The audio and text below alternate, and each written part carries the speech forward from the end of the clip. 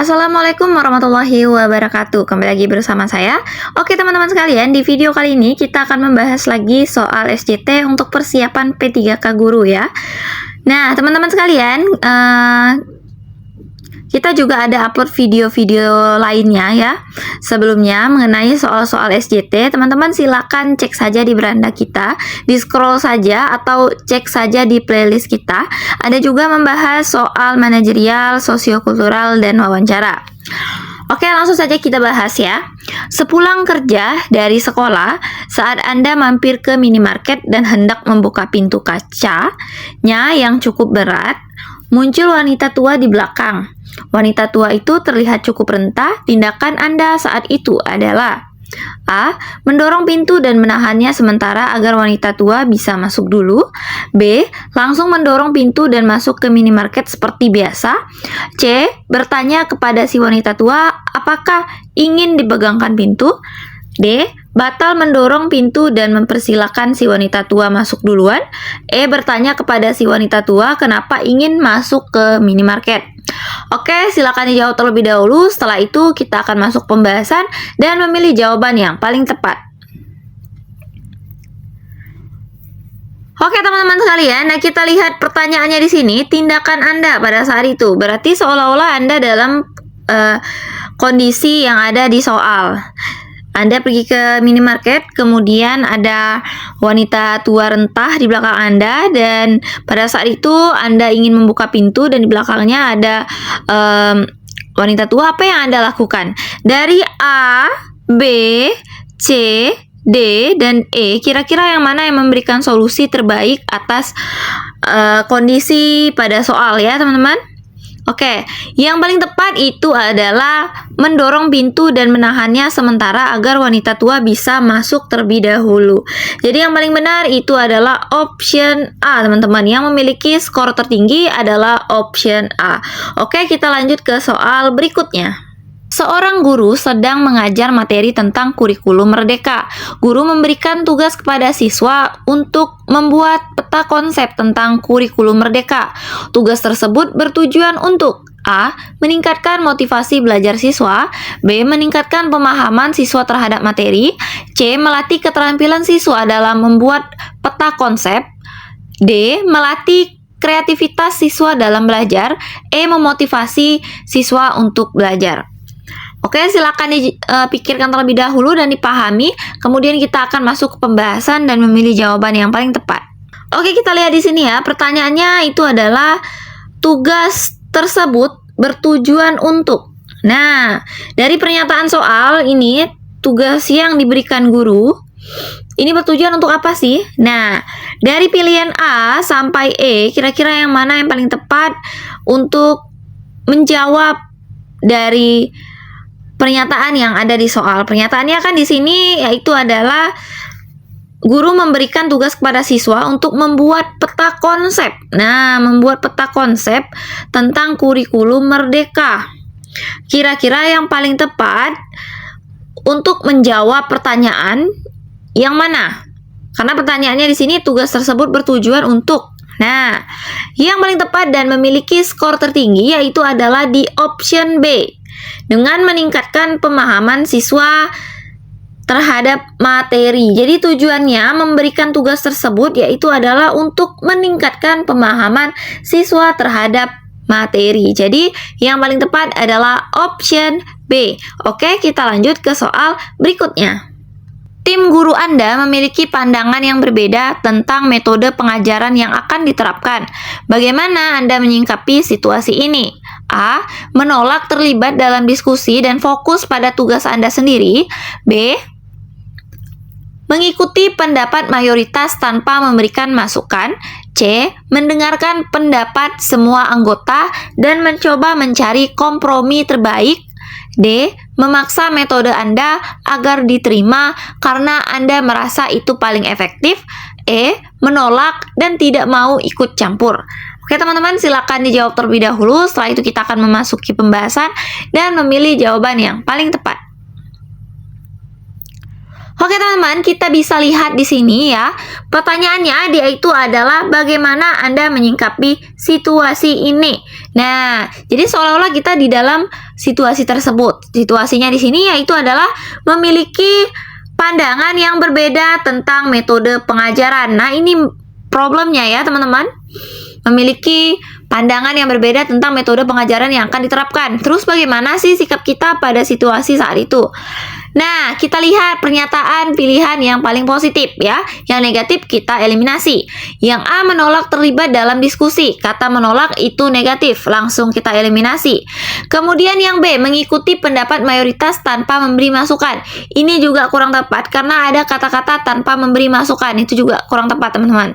Terus yang E menolak dan tidak mau ikut campur. Nah, ini juga tidak baik karena tidak berkontribusi. Jadi yang E kita eliminasi. Kemudian yang D memaksa metode Anda agar diterima karena Anda merasa itu paling efektif. Ini kurang tepat karena ada kata-kata memaksa. Nah, yang paling tepat yaitu adalah option C, yaitu mendengarkan pendapat semua anggota dan mencoba mencari kompromi terbaik. Jadi yang paling tepat adalah option C yang memiliki skor tertinggi. Oke, kita lanjut ke soal berikutnya. Seorang siswa kerap mengganggu pelajaran dengan berbicara keras dan membuat keributan. Apa tindakan yang akan Anda lakukan? A. Mengabaikan perilaku tersebut agar tidak mengganggu kelas lebih jauh. B. Memberikan peringatan di depan kelas untuk memberi efek jera. C. Melaporkan siswa tersebut kepada kepala sekolah tanpa peringatan. D. Memanggil siswa keluar kelas untuk berbicara empat mata. E. Membentak siswa di depan kelas. Oke, silakan dipikirkan terlebih dahulu, dipahami, setelah itu kita akan masuk pembahasan dan memilih jawaban yang paling tepat. Jika teman-teman merasa video ini kecepatan, silakan di pause, setelah itu kita lanjutkan lagi videonya, nanti masuk pembahasan dan memilih jawaban yang paling tepat. Oke teman-teman, kita lihat di sini ya. Pertanyaannya di sini, apa tindakan yang akan Anda lakukan ketika ada seorang siswa di kelas Anda yang kerap mengganggu pelajaran dan berbicara keras dan membuat keributan pada saat Anda menjelaskan pelajaran? Apa tindakan Anda pada saat itu? Dari pilihan A sampai E, kira-kira yang mana yang paling tepat? Oke, kita lihat. Yang negatif langsung kita eliminasi. Mengabaikan perilaku tersebut agar tidak mengganggu kelas lebih jauh. Nah, ini kurang tepat, teman-teman. Kemudian yang B memberi peringatan di depan kelas untuk memberikan efek jera. Ini kurang tepat karena ini lebih ke memalukan siswa tersebut. Jadi kurang tepat ya.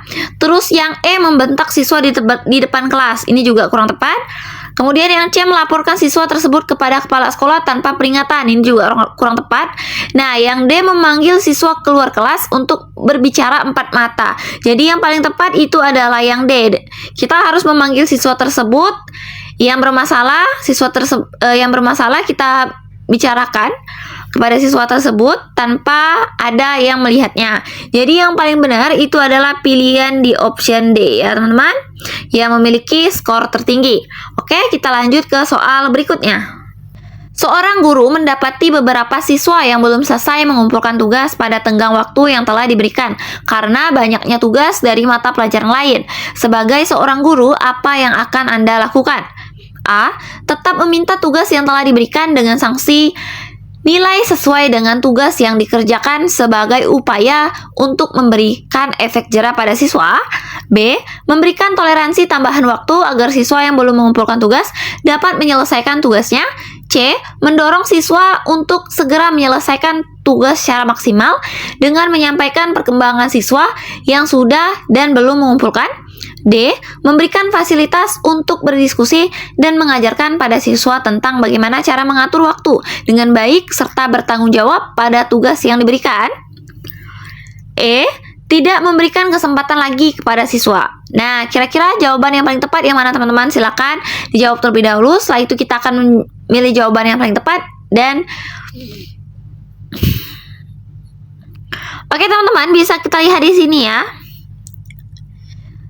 Soalnya, sebagai guru, apa yang Anda lakukan ketika siswa Anda belum selesai mengumpulkan tugas?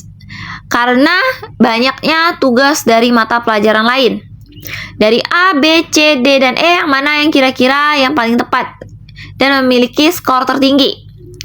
Nah, yang paling tepat di sini adalah memberikan toleransi tambahan waktu agar siswa yang belum mengumpulkan tugas dapat menyelesaikan tugasnya. Karena di soal di sini ya ada sebab akibatnya. Sebabnya yaitu adalah karena banyaknya tugas dari mata pelajaran lain. Nah, maka dari itu kita harus memberikan toleransi tambahan waktu agar siswa yang belum mengumpulkan tugas dapat menyelesaikan tugasnya. Jadi yang paling benar itu adalah option B. Oke, kita lanjut ke soal berikutnya. Seorang guru tengah mengajarkan materi tentang perkembangan teknologi. Guru memberikan tugas kepada siswa untuk membuat video tentang pembelajaran teknologi. Tugas ini bertujuan untuk A. Melatih keterampilan siswa dalam membuat video. B. Melatih kreativitas siswa dalam belajar. C. Meningkatkan motivasi belajar siswa. D.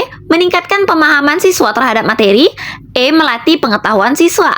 Oke teman-teman, ini merupakan soal bonus. Teman-teman sekalian pikirkan terlebih dahulu. Setelah teman-teman mendapatkan jawaban, teman-teman boleh komen di bawah ini. Teman-teman pilih yang mana? Option A, B, C, D, atau E. Setelah kalian memilih option jawaban teman-teman sertakan alasan mengapa teman-teman memilih jawaban tersebut ya. Nah, mungkin hanya cukup sekian ya pembahasan soal SJT pada video ini. Nanti kita akan upload lagi video-video yang lain ya mengenai soal-soal SJT, manajerial, sosiokultural, wawancara, dan info-info menarik mengenai CASN ya.